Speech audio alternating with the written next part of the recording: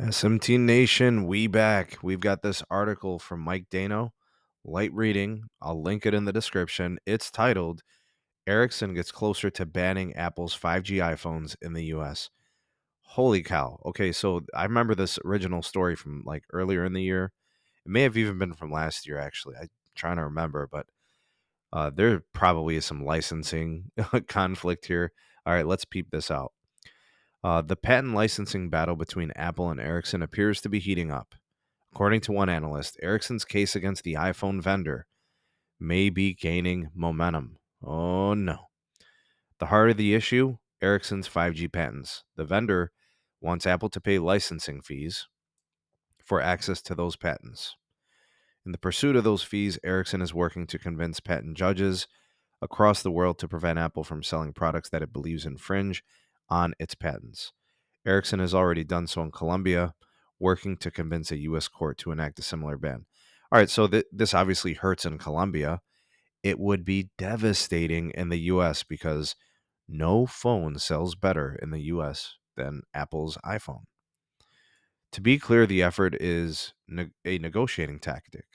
Unlikely that Apple would actually end up stopping its sales of the iPhone in the US market.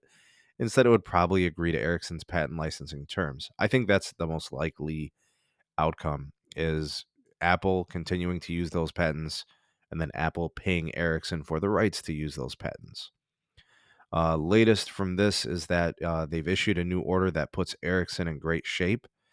So what that's going to do is that's going to put pressure on Apple to have to respond and come to the negotiating table in the efforts to probably reach some kind of a cross-licensing patent agreement before the December start of the trial.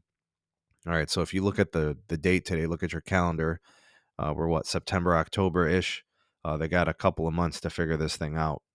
For Apple, it appears that Ericsson is just one of several companies looking for new licensing deals.